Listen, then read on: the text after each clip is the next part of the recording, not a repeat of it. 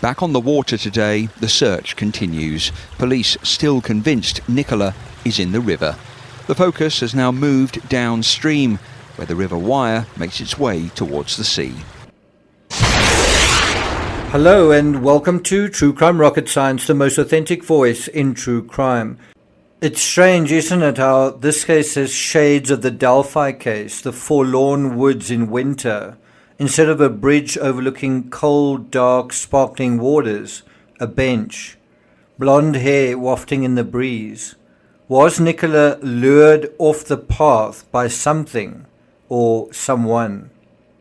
If you are new to this channel, I am an author. I've written books about the Nora Corrin case, Madeleine McCann, John Benet Ramsey. I covered the Kylie Rodney disappearance last year. And in terms of this case, I think we need to look at the best evidence we have so far. There are a few things we don't know for certain about the Nicola Bulley case, but there are a few things that we do know for certain. Some of them say they wish they could turn the clock back to that Friday, that they could reach right back into that Friday morning, perhaps be here with Nicola, change this story somehow. Well, we can't change the story, but what we can try to do is understand the story, and what we do have actually is time. Time happens to be our best evidence in this case, and that is the number one clue we all missed. Time. The answer is time. Before we get to that, if you haven't subscribed to the channel, please do like, share, leave a comment. If you're enjoying this episode, you can also hit the thanks button. And let's get started. So there you have it. There you have it, sort of carved in stone.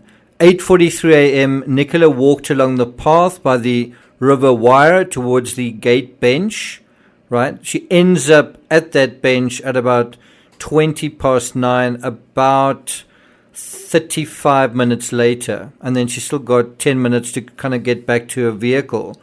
And what had happened is she just dropped her kids off at school.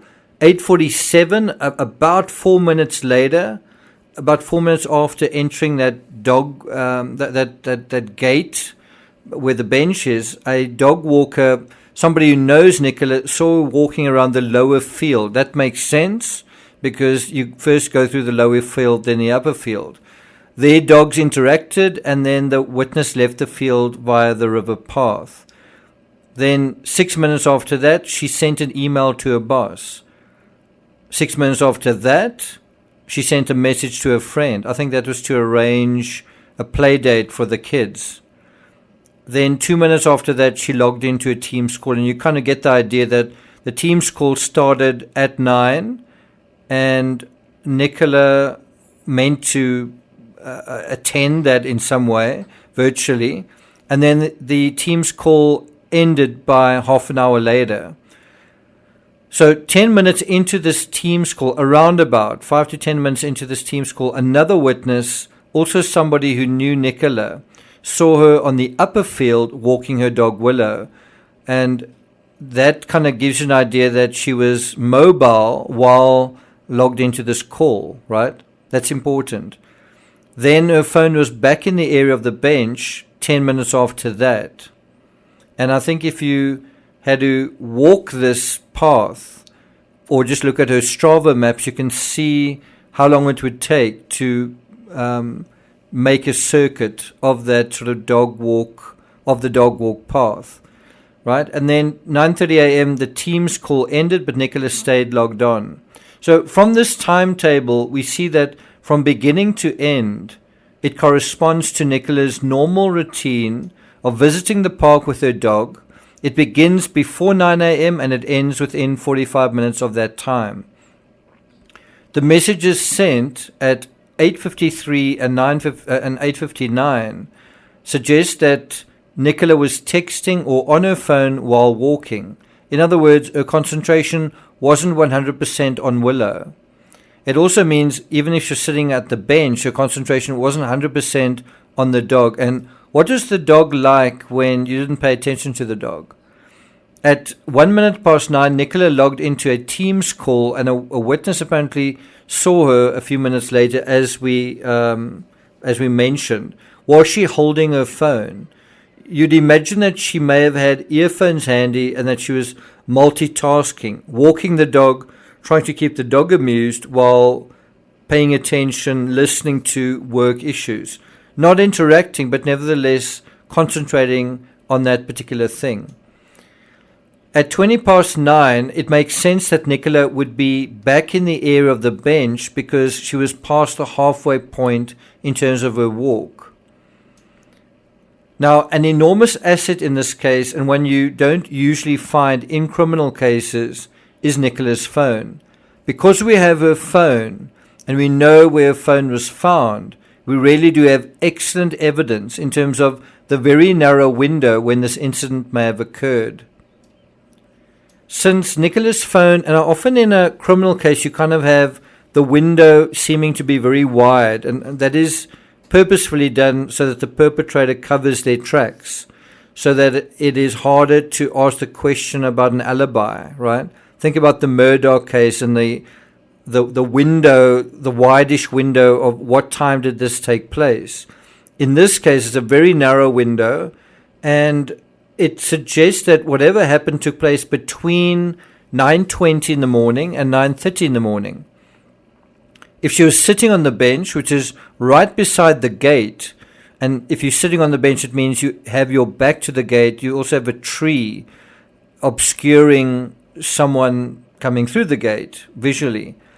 And so what it means is she could have fallen into the water during this interval between 9:20 and 9:30, or someone could have come through the gate and taken her out of the area between that period, perhaps via the caravan park.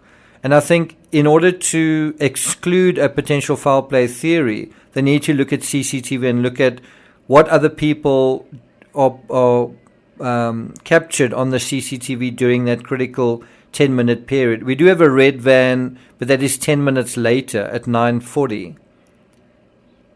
In either scenario, a fall or an abduction, one would expect screaming, but there are a few reasons if there was a scream why it may not have been heard. One is it was close to peak hour traffic at that time. There were people dropping their kids off at school and going to work, and there is a busy highway not far from where Nicola was sitting. Number two, dogs or birds in the area may have barked or called out at a similar time.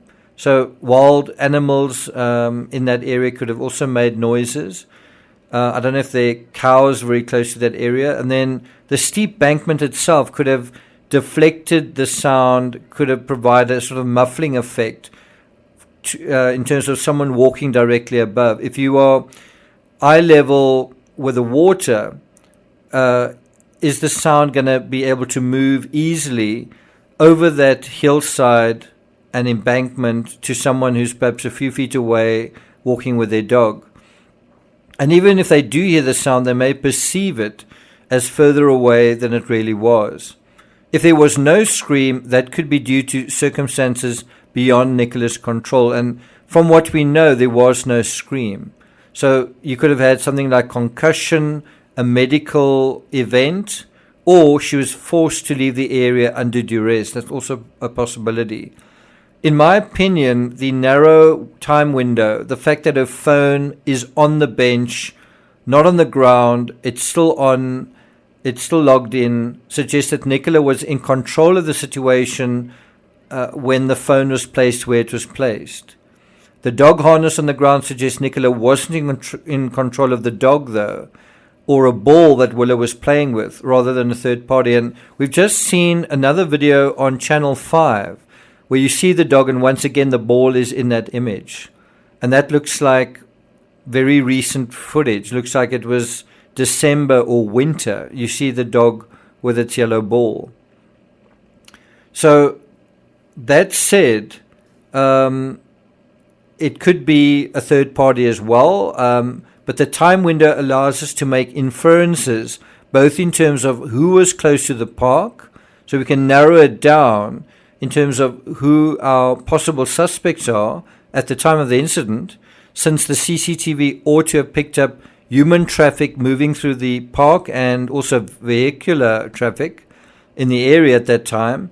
And this is a lot better evidence than we had in the Kylie Rodney case, where we didn't have her vehicle, we didn't have her phone, and we didn't have any witnesses. Well, here we have all three. Also, and bear in mind, in that case, there was also not a scream. Also, in that case, nobody heard a splash, and there were people in the area. You also had those fluctuating, undulating terrain bordering the lake in that case. In terms of mathematics and a study of the flow of the river, one could determine mathematically where someone might end up half an hour after 9:30 a.m. or one day or 2 weeks later if one was in the water. I think one of the reasons why you cannot quickly discount an accident scenario here, in other words, someone being hidden by the complexities of nature, is that similar to the Kylie Rodney case, where you had the Prosser Lake area, due to its shape and fluctuating water level, it was a much more complex search area than anticipated. It looked quite simple. And so in the same way, you look at a bench and the apparently still water in front of it, and it seems like it's very simple. But when you look at the rest of the river wire, it's not that simple. The same applies to the wire. It may be true that the area in front of the bench is slow-moving water, but around the corner beyond the weir, the wire picks up speed.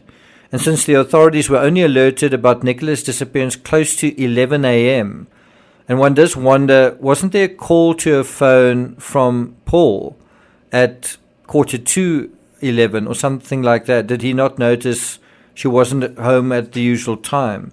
That is as long as 90 minutes after the incident. That was certainly time enough for her to perhaps float out of sight and into the faster moving current. According to Birmingham Live, quote, Superintendent Sally Riley, who is leading the investigation, described the river as complex, a complex area to search. She told a press conference that this is not still water. It is fast-flowing, moving water, which is tidal in parts. And I think it's relative. I think you can say in certain areas the water is slower. In other parts, the water is a lot faster. But you can see you are dealing, even just with that contradiction, you're dealing with a complex situation. Sally Riley went on to say, we have already discounted particular areas of the river, but as they are tidal, we've got to research them to make sure nothing has been washed back into those searched areas. She says, we have 6 people searching the riverbanks every day. These are specially trained search officers who are systematically, methodically searching the riverbank and open ground.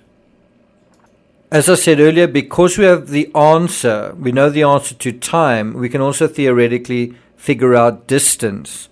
But there's also distance in an intertextual sense. I'll maybe cover that in a subsequent episode. I also want to look at Paul's interview to Channel 5. What did you think of it? So I'll be dealing with that in a subsequent analysis. Thank you for listening, and I'll see you guys next time.